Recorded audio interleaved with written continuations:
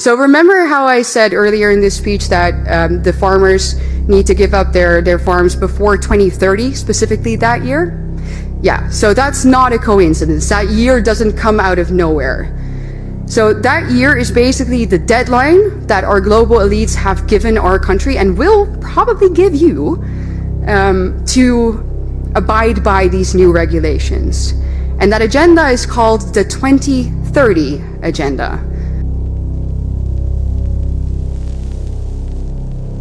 Your government is planning a global famine. Fuel prices, grocery prices, and utilities are not going up due to incompetence or poor money management from our so-called political leaders and overseers.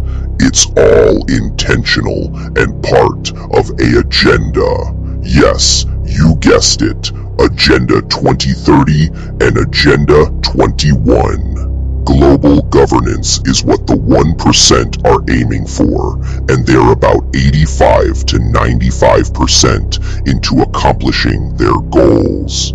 They want majority of the population reduced to more manageable numbers. They want resources, especially food, energy, and shelter, to be under the control of this global governing system, implemented by oligarchs with the assistance of artificial intelligence and tech companies.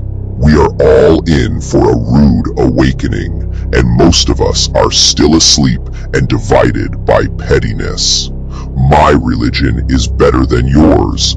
My political party is smarter than yours. My sexuality, race, and gender is more superior than yours. While we are stuck on each other's religions, cultures, and expressions, the 1% have been stealing our livelihoods while setting up a digital prison all around us to dominate every aspect of our lives.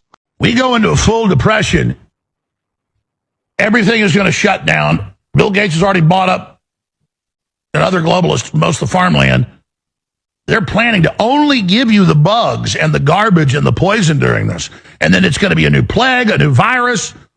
That's why they're getting all the robots and self-driving around, so they'll bring you the food, and the robots will load it, and it'll all train you to be locked down. The big power structures in Panama are Zionist and Chinese.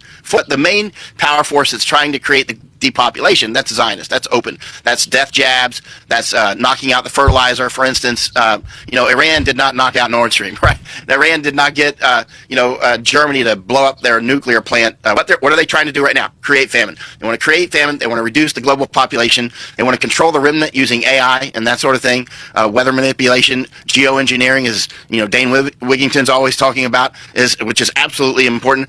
So there's many ways that they're attacking the food supply. Cutting off fertilizer is just one. Cutting off, which is incredibly important. Cutting off energy, obviously, is another. Because we know what the beast is up to. Because the beast says it. And does these things, we can clearly see that they're trying to create global famine. That's obvious, right? But at the end of the day, we can see that famine is coming, and that's how I think that you're going to be able to see other things that are going to unfold, such as closing the Strait of Malacca. Strait of Malacca does maybe 7 times more traffic than Panama Canal, and Panama Canal is absolutely vital to the United States. But if you want to bypass Strait of Malacca, you can go across the Kra Isthmus. But the Chinese and the Thais and others, they want that Kra Isthmus open, because China can be put into famine by doing what's happening right now. Cut the Strait of Hormuz. I would also, if I were trying to cause famine, I would cut the Turkish Straits as well. I would cut the Strait of Malacca. I would straight up go for that. Also, control of Panama Canal is important because China gets a lot of their food from Brazil. I think you're going to, and the United States. It's easy to cut the United States food, but I think you're going to end up also, by the way, seeing eventually a war between Argentina and Brazil.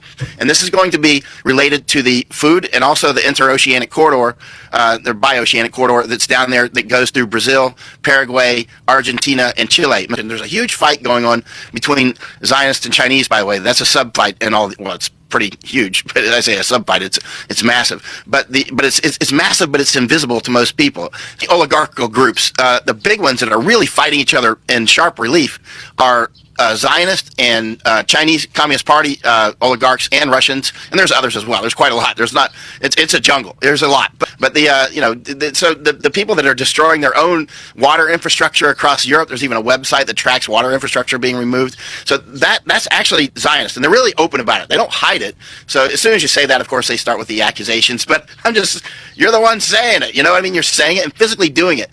For instance, with the death jabs. And so it's not difficult when you're in that position, that level of power, and the willingness to fight to the last American drop of blood, and as many other people as possible to, for instance, close the Strait of Malacca. You can do it. Closing the Strait of Malacca is easy, just like Hormuz. And again, I published many times and said on many interviews well in advance that I thought the United States/Zionist would close the Strait of Hormuz and blame Iran. So remember how I said earlier in this speech that the farmers need to give up their farms before 2030, specifically that year?